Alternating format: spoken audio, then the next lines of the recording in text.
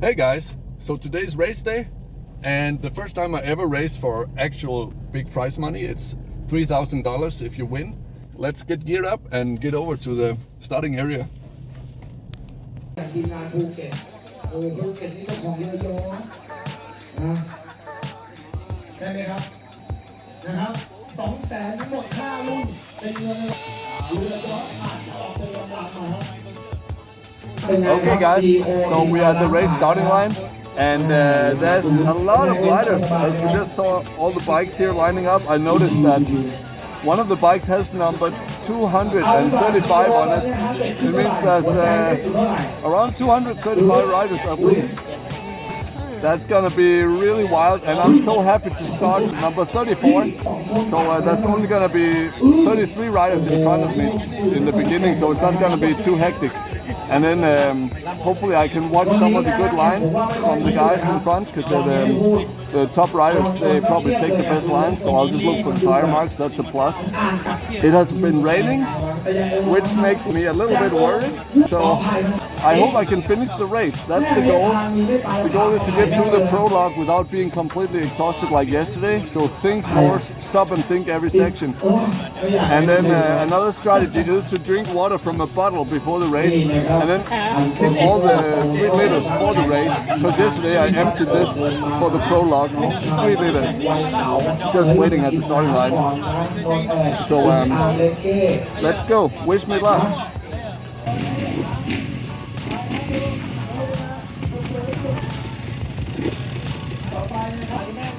Okay, so the races got started, and as you can see, some people were already struggling on the very first section after 5 meters on this big tree trunk here. And then I got started here, and luckily I was able to get over it pretty smoothly. And just stopping again and setting up for the next one, it's worth the time that you spend on it. And this section also went a bit better than yesterday. And now let's watch it from the GoPro camera, so you guys can follow me along on the track. And I'll make it ultra short and compact, this edit, so I'll delete all the sections where I stop and take a break, and a lot of the sections where it's kind of boring, so I'll just leave only the more action-packed highlights in, for example when the chain falls off in the prologue section later, and also when I crash, I'll like put all the struggles in there as well, so you can get a realistic view of how difficult it actually was and how many struggles I had.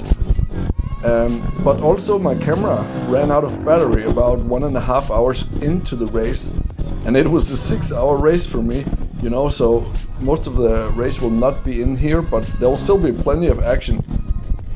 And I don't know if you saw the prologue video that I posted the other day, but you can already see here that the dirt is a little bit more moist. It's actually quite good on most sections without being too slippery. It's kind of tacky in many places, so it was actually a benefit. But of course, when it has been raining, you have to watch out for the roots and the wood and all the rocks. They are more slippery than usual. So here we came to that tree trunk that I was really worried about if I could get over, but I got over it on the prologue in the first attempt. But you can see it is really difficult, and this guy, he waved me past and just let me get ahead of him. And again, I was lucky to get over it in the first attempt. I'm really happy about that. And then it was time to get up on this tricky place where you have to almost drive down a vertical wall on the other side here, and then into the rocky section, where, as you will see, my chain is gonna be derailed by hitting a rock on the chain guide. The chain guide on this bike was not that strong. You could basically bend it with your hand, so one of these rocks could definitely easily bend it. So that happens in just a couple of seconds, as you will see. I think right here the chain falls off, and I could just hear it. And then I turned off the engine and had a look down, and yep, it was off. So I put it on from the top. Actually, it's maybe smarter to put it on from the bottom, because then you can just gas it and then it will get back on. But when you put the chain on from the top, you have to roll the bike backwards or spin the wheel with your hands while having it in neutral, and then you can get it back on again like that. And it's easier to get it back on if the chain is not adjusted too tightly. So you have to adjust it so you can get 3 fingers under the chain between the swing arm and the chain, which is usual, right? But you definitely don't want to adjust it too tight, because then it's really hard to put the chain back on again if it gets derailed. Oh, and then I went down in the tires, which I didn't do on the prologue. So if you already seen the prologue, you will see that some sections I did better in the prologue, but actually most sections I did better in the race here, because I had some practice in the prologue. So for example, this one I did better, and also this next section here, I got stuck 3 feet before the top of this hill over here, but this time I made it up all the way, struggling a bit, but no problems. And this was still difficult. I spent actually a lot of time getting stuck, but I edited that out and also waited for some guys. Almost lost balance here, and then I did another pivot turn here again, like that. It's easier to get over sometimes using that technique. And then the rocks, pretty difficult as yesterday as well, but it went a bit better. And then to the tree trunks here, and soon we'll switch the camera to see from the outside here. So here you can see people are stuck, and then I'm doing that pivot turn over there, and then getting through here. So this was the last part of the prologue section, and I wheelied over the last 3 there. That went pretty good. And then on to the real adventure. So now it was new territory, new tracks that I haven't tried before. So now I had to pay extra attention to reading the terrain and finding the correct line and stopping before every obstacle like this. And this right here was the first time that I ever actually could ride normal and get into second gear and just cruise nice and slow. Simply just trying to catch my breath, because I was completely out of breath and probably heart rate around 180 or 190 or something. So I was just going really slow. So if you're doing your first hard enduro ever and you're a motocross rider or a normal enduro rider, remember to spend the easy sections just to catch your breath and maybe cool down a bit, get some wind flow, instead of trying to make up time. And don't try to ride at your normal motocross pace when it gets easy, because remember, you're completely exhausted and maybe you don't react as well as you would normally do if you're in the zone and you know the track and all that good stuff. So I'm just cruising nice and slow on these easy trails, and here's a little tree trunk. Just stop and get a wheelie over that one. And then I got to a tricky section here where there was a couple of guys also taking a break, just catching their breath before giving it a shot. It was like kind of a triple step up thing. You can see he makes it up the first 2 steps, and then the last step he doesn't make it, so he has to get off the bike and then push it and gas it, which requires a lot of energy. So I was also really determined on trying to get a clean run and go, keep the bike straight, and I made it. Notice the plastic markers, they are hanging on the trees. So you have to always look for plastic markers to make sure that you're on the correct track.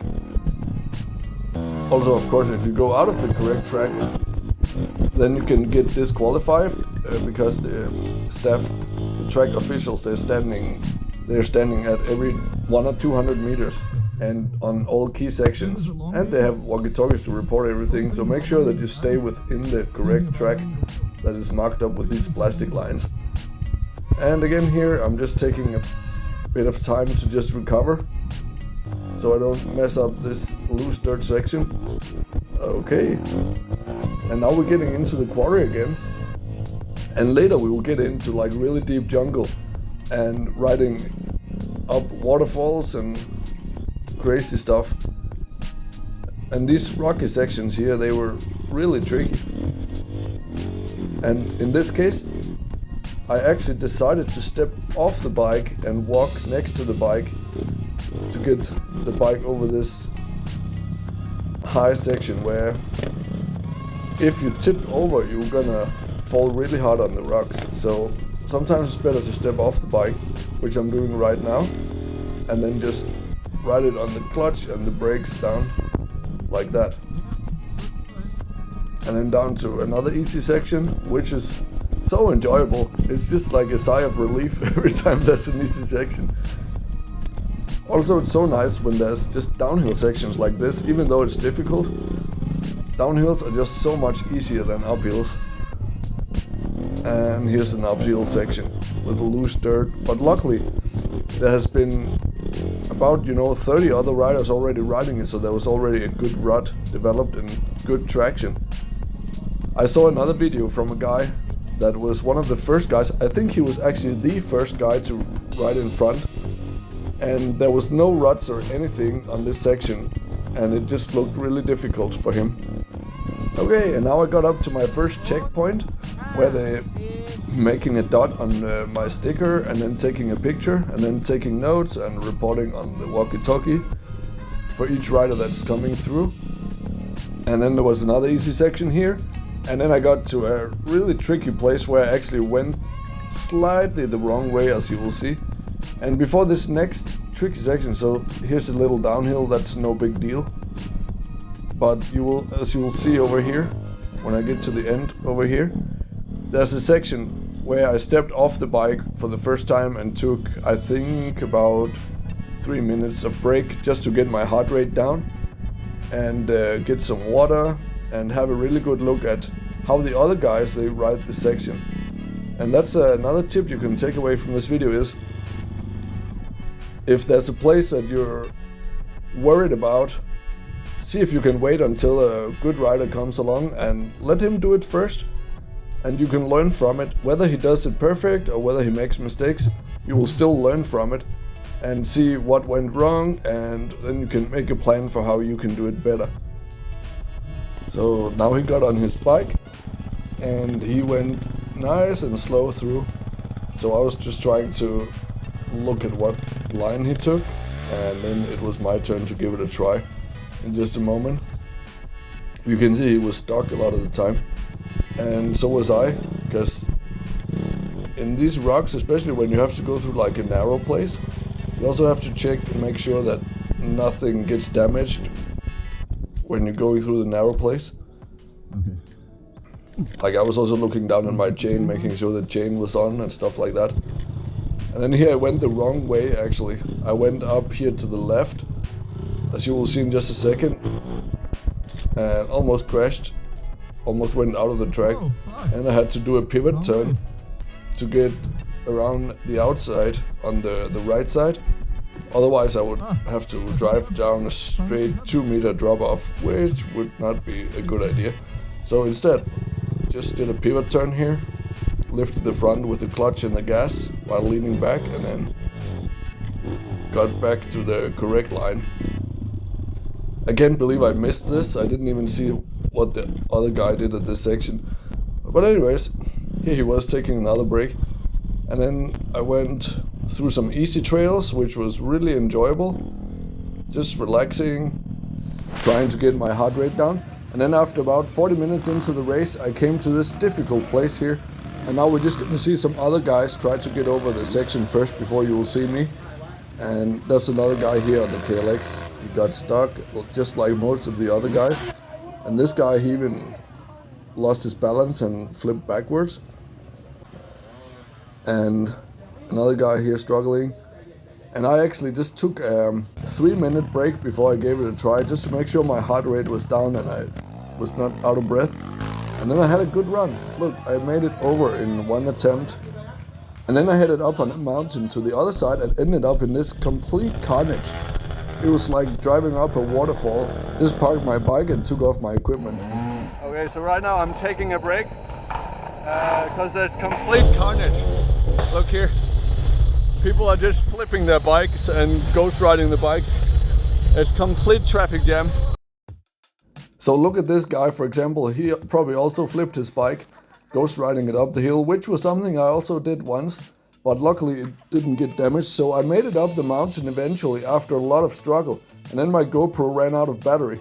And meanwhile, the winner of the race, as you see here, he got to the finish line and did a nice pivot turn here right before the finish line, and nice and calculated rolled it home, safe to win 100,000 Thai baht or $3,000 US.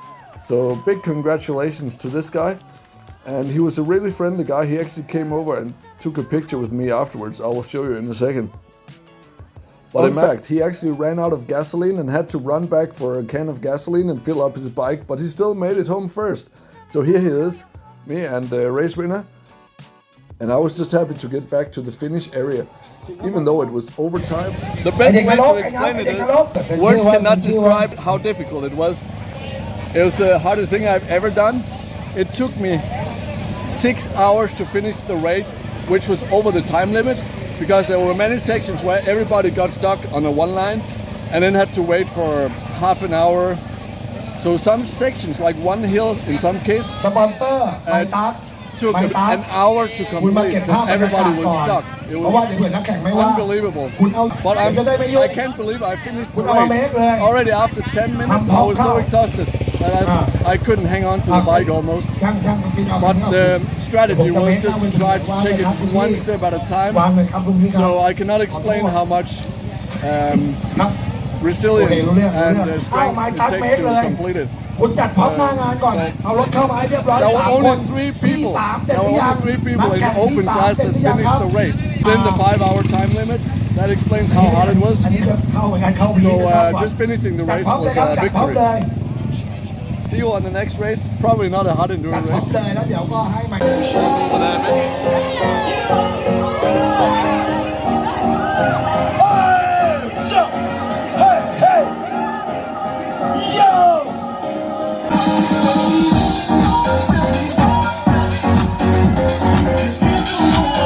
To watch the full version of my advanced riding videos and support the development of this channel, click the join button below and become a member.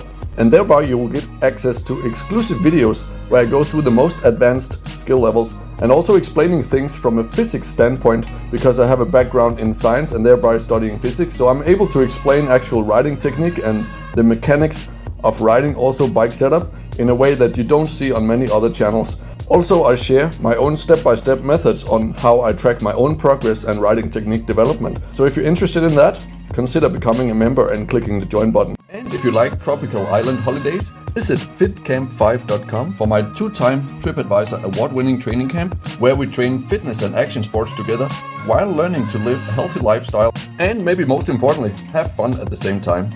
And if you're really serious about improving yourself, you should definitely check out my full online courses, where I share step-by-step programs on how I developed my own routines over the last 12 years as a CEO, working in 4 different countries, while being a successful competitive athlete with more than 20 years of experience in fitness and nutrition. Check the link in the description for that. And in any case, thank you so much for watching. Have a great day, be awesome, believe in yourself, and see you on the next one.